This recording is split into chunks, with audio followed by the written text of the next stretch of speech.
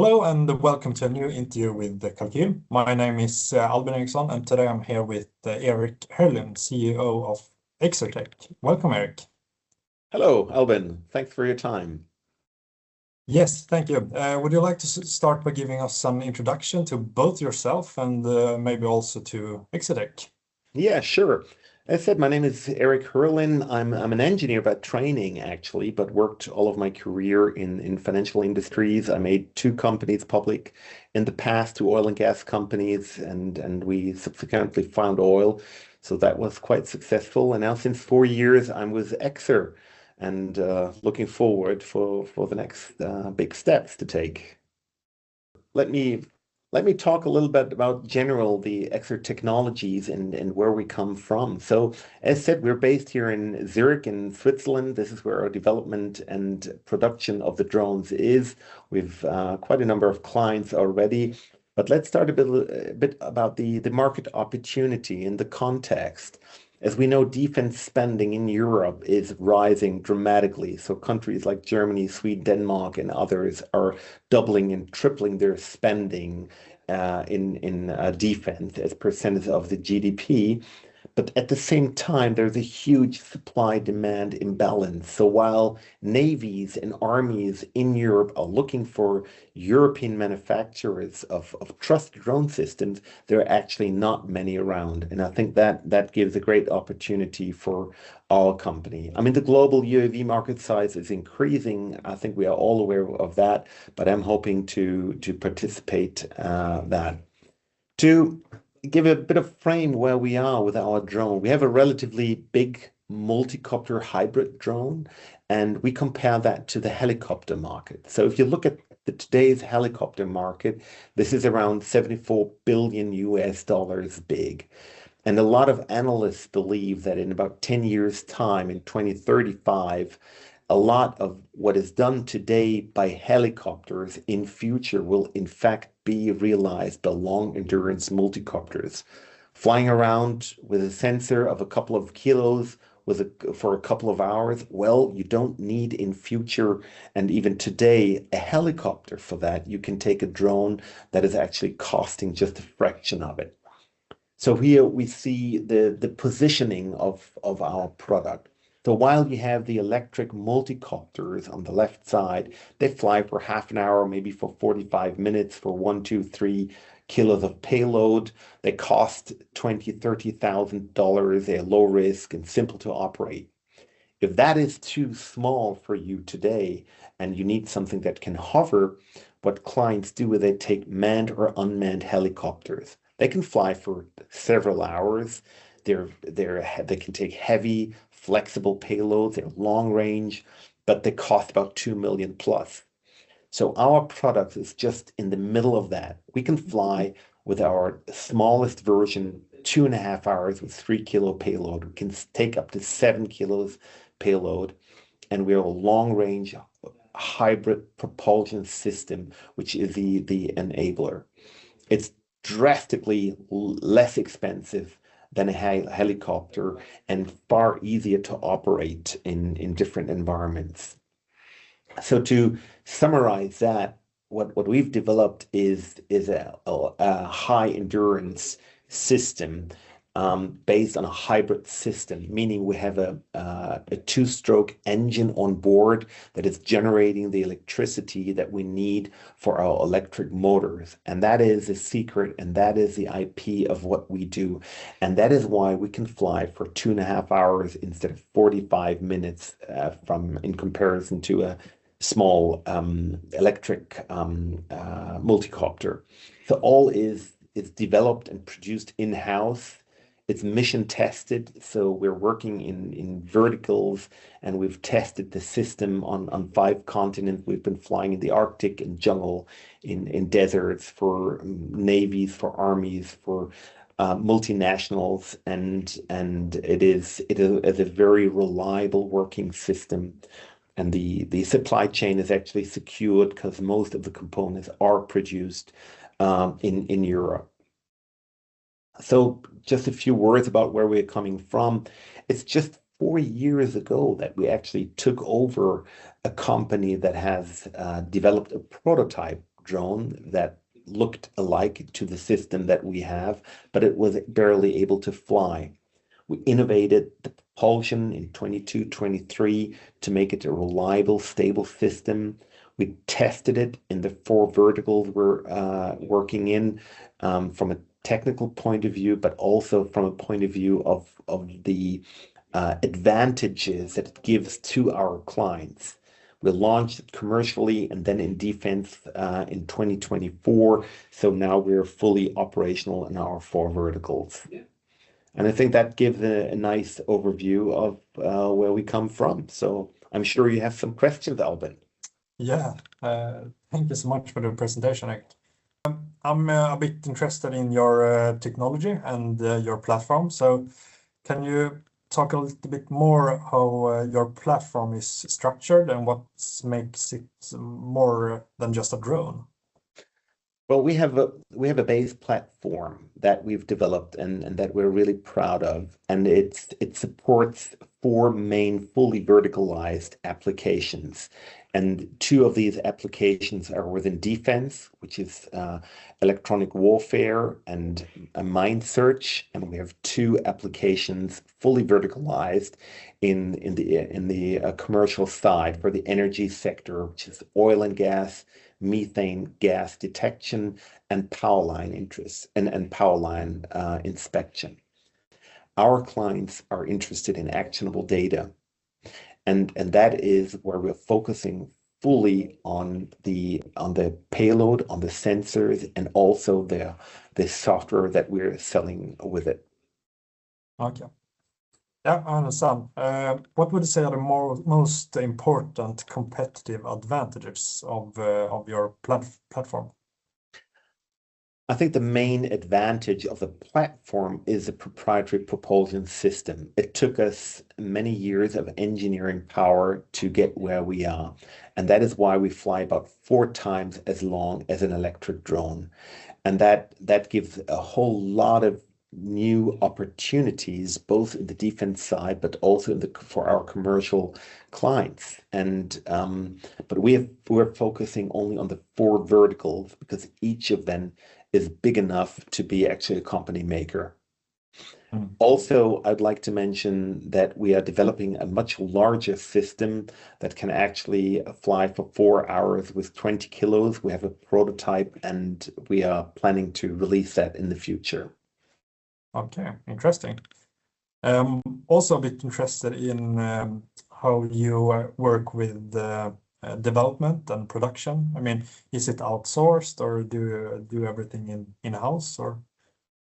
Well, we've hired world-class engineers from aerospace industries, which are here in Switzerland. But there are a lot of tasks actually in development that we outsource to highly specialized companies, both in Switzerland and all across Europe. And the same actually comes with the production. Also here, we outsource about 40% of the activities.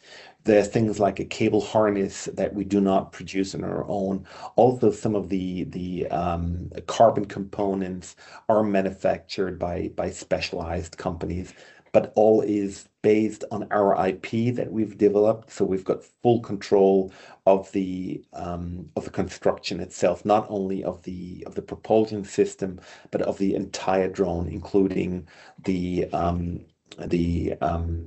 electronics. Okay, yeah, I understand.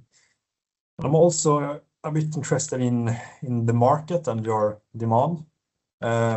So first of all, which markets and customer segments are most important for you today?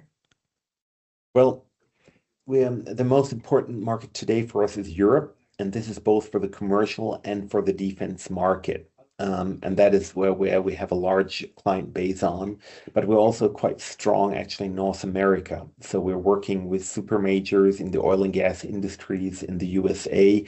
We're working with companies in Canada, but we sold already drone systems to Africa, to Asia. Our drones are flying in 5 continents, but we're focusing on Europe and US. Okay. What would you say that is driving demand for long range and heavy lift UAV systems right now? Yeah, I think we have to differentiate here between the different markets we're in. If we talk about defense first, I mean, the driving market in defense is the spendings that are going up, and a lot of the money that is used by armies and navies is put into robots, into drones. So that is really a driver of that market. So that's in defense. For the electricity companies, what we see is that they're highly under pressure. Power line systems all across Europe are running at its limits, and the availability of this system is absolutely crucial. And that is why power line inspection companies and the owners of the assets actually inspect their assets regularly to make sure that there are no outages. In the oil and gas industry, it's more a cost a thing that is driving them. The oil and gas industry at this moment is actually suffering from the low oil prices, which are not about their production cost. So they need to reduce costs, and we help cut their cost by being able to inspect around 10 times more of the oil and gas facilities per day as they do with conventional drones. But I also think that a main driver is actually the demand of reducing the CO2 impact. It has become a little bit less under watch at the moment with all the global challenges what we have. But bear in mind, we use about 99% less fuel and 99% less CO2 impact in comparison to a helicopter, and we have replaced already many helicopters. Yeah, that's interesting. And where do you see the greatest growth potential over the next 3 to 5 years? Well, when we talk about the dynamic of the growth potential, well, each of our 4 verticals can be a company maker. So within defense, we're doing, as said, we're doing electronic warfare and mine search. And in the commercial markets, it's oil and gas and power line. Each of them can be very strong. If you ask me, where do I see the greatest potential? It's probably for the next 3 to 5 years, it's probably the defense sector.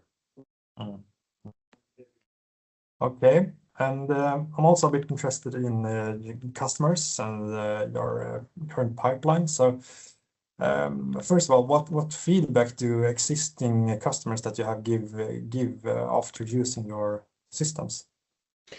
Well, what we did is we developed and tested intensely the technology, and then we provided our drone and sold our drone to clients from the 4 verticals we're working in. And we received the feedback. To give an example, one of the oil and gas super majors in the US that are working for, they say that they do 10 times more inspections per day than they usually do.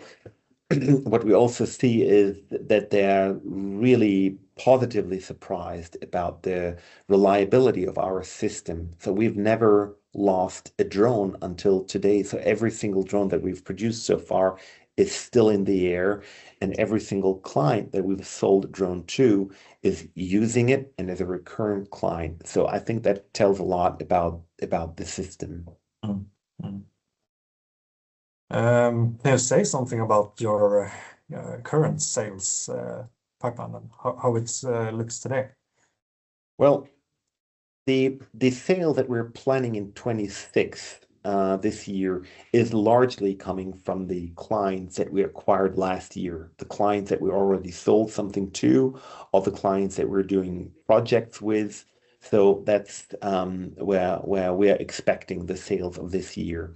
The pipeline itself is consisting of clients in different stages. So some of the clients already purchased 2 drones there and several payloads. They're thinking about more. Others are in a very early stage. Can you tell me more how you work with the pilot projects and demonstrations with your platforms? They're absolutely crucial. And there is no large sale today without a project or a demo. And there are several reasons for that. One thing is that the technology is relatively new, and it's not a commodity what we sell, but it's a new technology. And also, a lot of companies they purchase drone in the past, but what has been delivered does not come up with the expectation that the clients have. So they really want to see it working. And sometimes clients do not have a clear concept yet of how this revolutionary technology will actually impact their processes and their systems. So they want to experience it. They want to see it flying. They want to see the outcome of the data, and then they start purchasing. I understand. I'm also a bit interested about the future. So I'm wondering how you expect the revenue mix to develop over time between one-off sales and recurring revenues. Yeah, it's a good question. The one-offs at the beginning, now we're ramping up sales now, and the one-offs at the beginning of the sales will be much larger than actually the recurring revenue. I think that is natural, but it will be reduced drastically. So the one-off will be reduced drastically in favor of the recurring revenue. So what we're doing now is we're pushing the one-off into the market, as many drones as possible, and then drive up action and want our clients to deploy it, and then increase the revenue by drone by having recurring revenue. So that is our strategy right now. And there are several ways actually to increase the recurring revenue. Mm, mm. And which parts of the business have the highest margins in the long term, say? It's a reselling of the software actually, because bear in mind, clients are interested in data, and data is in the end of the day processed from software. So the software is absolutely crucial. But also the reselling of the sensors is very important. What we do today is we buy the software, we buy the sensors. Sometimes we put the sensors in new housings, we put it in a new gimbal, we add processing computers to it, and then we resell it. And the sensors actually and the software they change quite fast. So you have new sensors and new software within a year or two. The platform itself stays relatively stable. So, and that is why we're pushing into the sensor and the software market heavily. But the drone and its capabilities to fly 2.5 hours is actually the enabler to sell that sensors and that software. I understand. Can you tell me a bit more how you work to increase the customer lifetime value, and how do you work to sort of lock in your customers in the Xer Tech system? I think long-term framework contracts are crucial with clients. We are not interested to ship a drone and fire and forget it. We want to have clients that are interested in our system and fully integrated into their software, into their processes, and into their operational procedures. So, and we increase actually the customer lifetime value by upgrading the drone. So we are now at a release 1.3, and new software is coming with the drone over time. And also the payload. Some clients of us have started off buying a drone and one payload, one sensor, and started working with that. And over time, one client now has actually 2 drones, buying a 3rd drone and having 5 payload and a quite comprehensive software system. And that is a natural lock-in, because the client can't really change the system that easy. Data will not be comparable anymore when they're coming from different sensors generated in different drones. And I think another way of increasing the customer lifetime value is to increase the margin.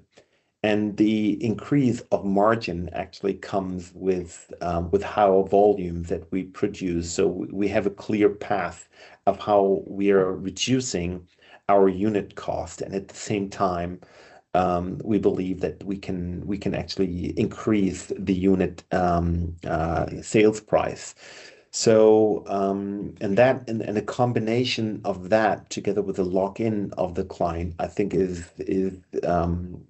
important. So every single drone that we sell today is adding value to the company in the future by that recurring revenue and by on sales and by up sales. It definitely sounds that you have some growth plans going forward. So then I'm a bit interested in the scalability. How ready would you say that you are both for the organization and for production for rapid volume growth going forward?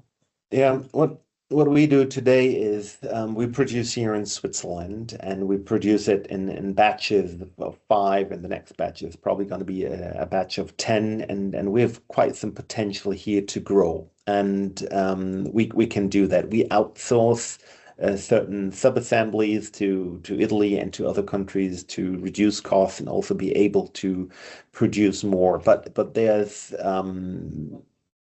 a high potential to increase the production volume at the moment. Do you see that you have any sort of bottlenecks in your organization today?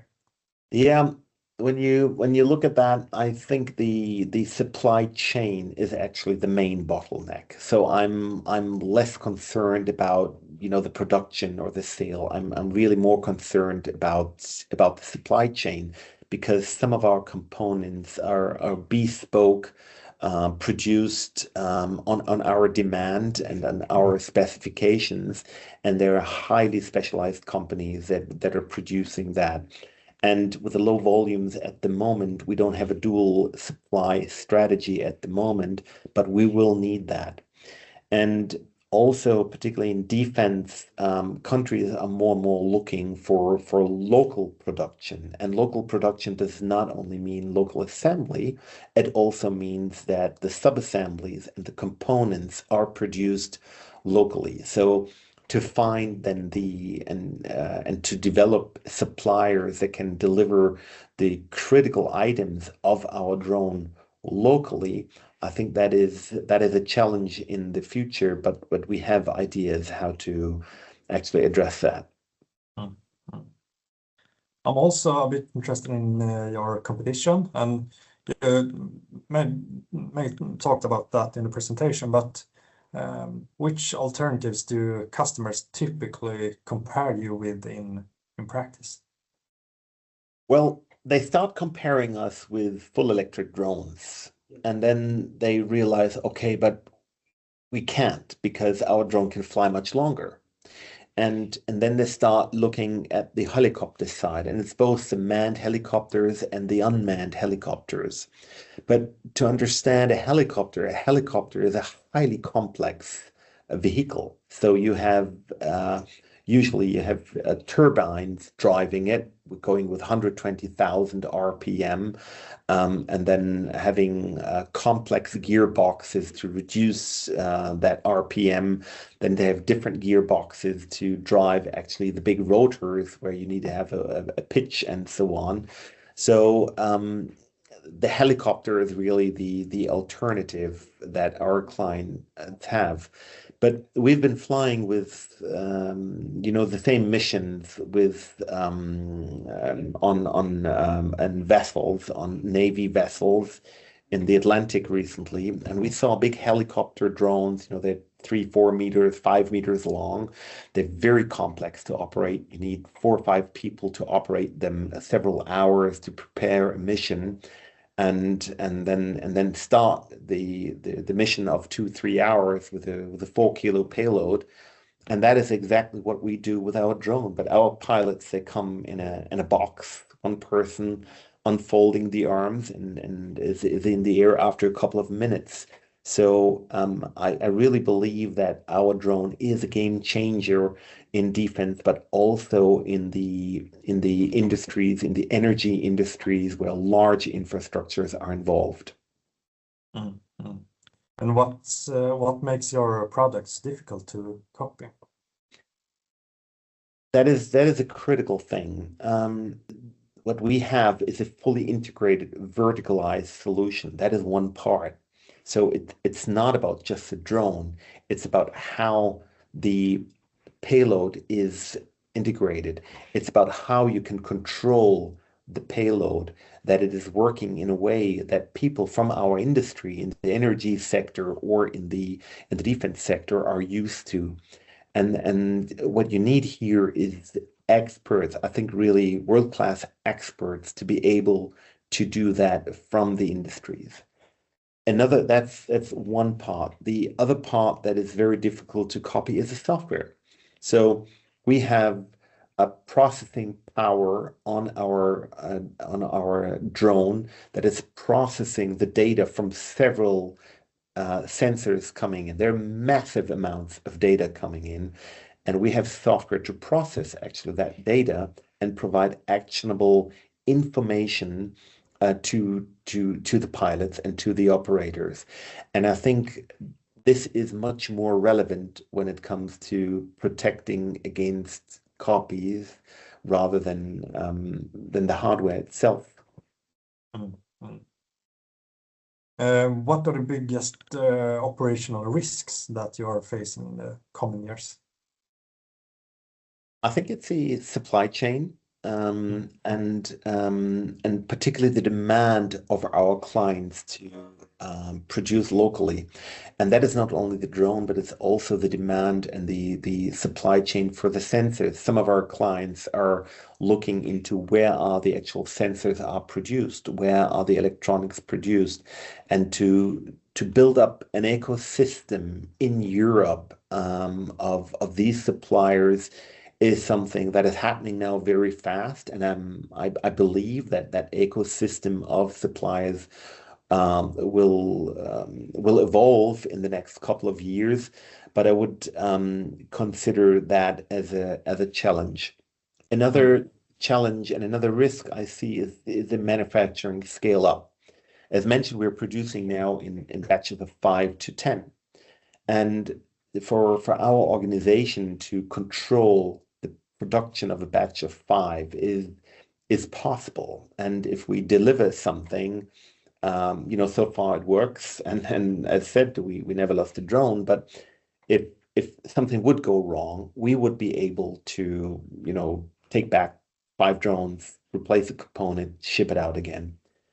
But what happens if we have a systematic mistake when producing batches of 50 or even 500 units? If we find out after a year or two. So although we are doing rigorous testing of the individual components of the software, of the electronics, of the sensors, and although we have very detailed documented production and assembly procedures in place and trainings in place, I have a lot of respect of moving from producing small batches to big batches. Another risk that we cannot really control is the regulatory part. So flying a drone requires that you have an approval and the authority to fly it from the regulators, and that can change. And a lot in the moment, a lot is thriving towards an ease of those regulations. So in the US, we have new regulations, Part 107, Part 108 coming out. We've got in Canada new regulations, in Europe new regulations coming from the ESA. But if the regulators would come up with new regulations that would make it very difficult to fly with our drone, that would have a severe impact on us. And as said, it's kind of difficult to control, but at the same time, the regulators obviously want to push towards drones for for reducing CO2 for defense purposes and others. Yeah, perfect. Thank you. And I'm also a bit interested in the future, where you're going, and I think you touched a bit on that, but can you explain how you plan to expand your product portfolio beyond the X8, and in what ways your future products will differ from what you offer today? Well, we have the X8 as a platform, and we have the bespoke 4 vertical solutions today. And what we're doing today is we're further to developing that to make it easier to use it, to give a better user experience. We started off actually with a product called the X12, which is a drone that can fly for 4 hours carrying 20 kilos of payload, and that will be a direct competition to a lot of helicopters flying around the globe.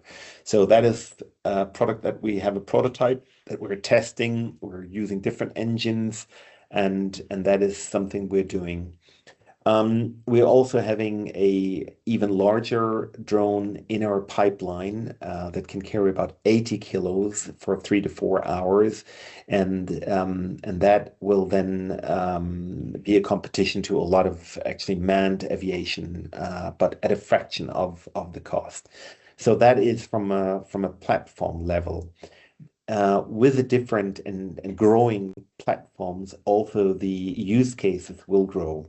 So we will, as mentioned, we will be then in the transportation business as well, because we can transport then for very low money goods up to 80 kilos, a few hundred kilometer away. And I think that is a game changer in many other applications as well. That is from the platform level. What we also feel is that we want to go more into software, and not only reselling software, but being able to have our own software. This is because margins are highly attractive, but it's also because we can shape then the software directly to the use cases that we are working on.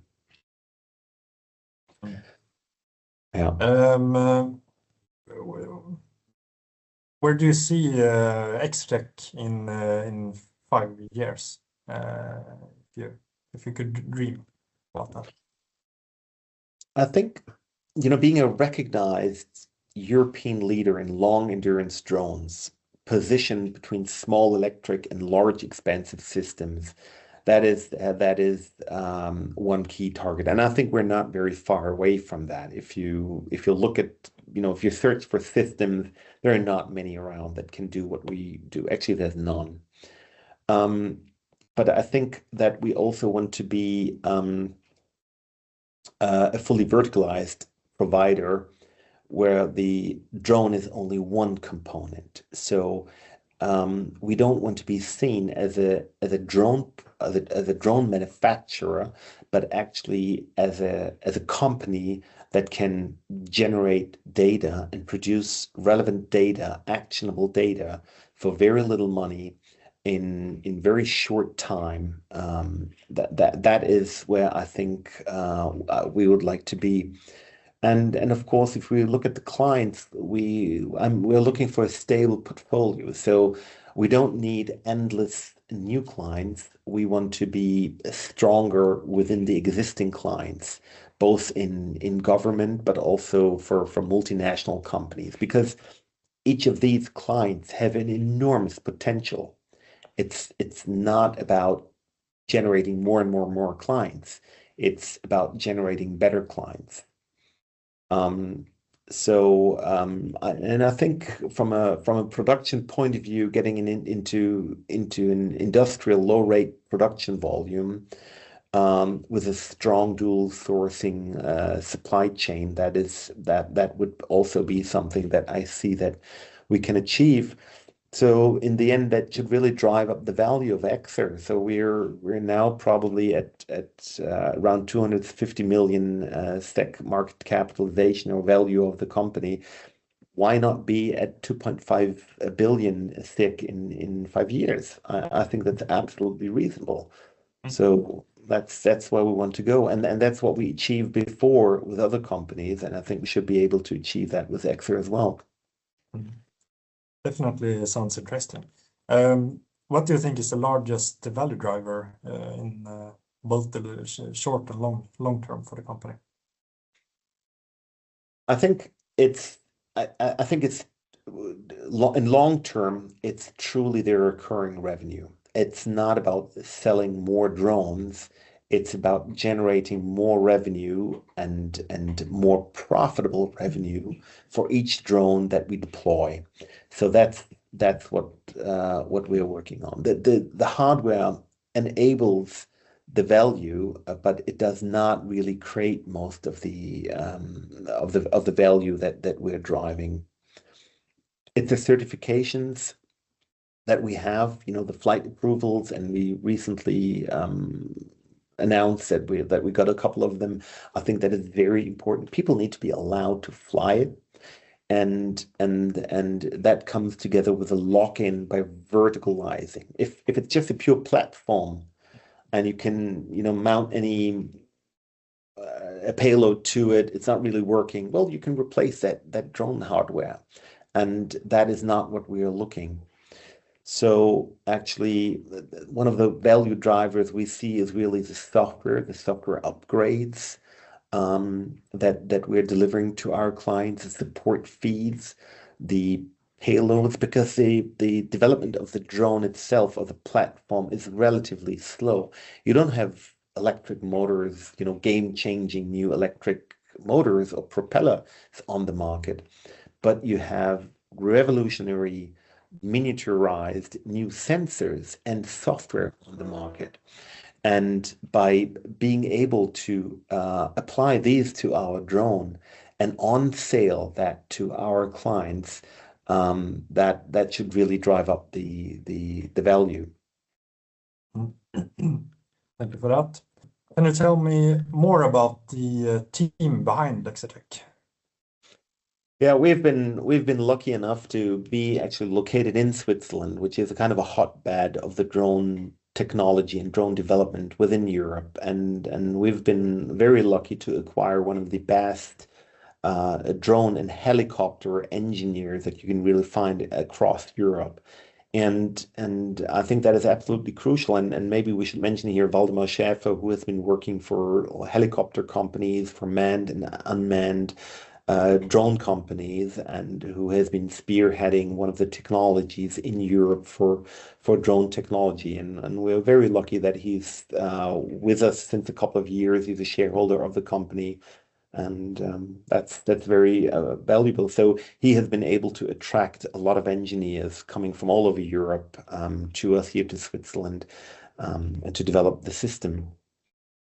How do you work to retain those kind of key talents that you have in the company?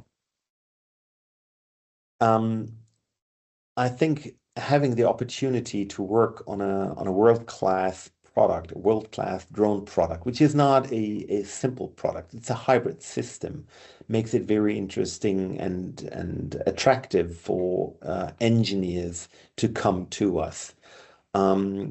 We have funding, so we're in a quite stable financial position, and at the same time, we're a startup, and we're having a startup mentality in the company.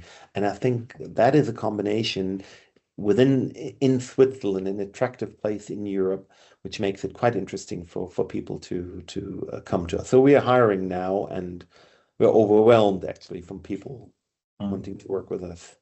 Interesting. What would you say are the core assets in company? Yeah, I think we talked about the main asset, which is the people. And I think that's very important, but it's not only the people. It is the clients that we've been able to acquire. So we're working in more than 35 different projects with different clients all across the globe. And they like to work with us. They trust us. They have our systems and they fly it. And I think the client base that we have is actually the starting point for the scale up in sales that we're looking for in 26 and 27. So the client is the second main asset. Then we have, and of course, it's the technology, it's the IP that we have here. But I would really put it in that order. It's the people, it's the clients, and it's the technology. Interesting. That was actually all I had today. So thank you for the interview, Erik, and good luck with going forward. Thank you very much, Alvin. Have a great day.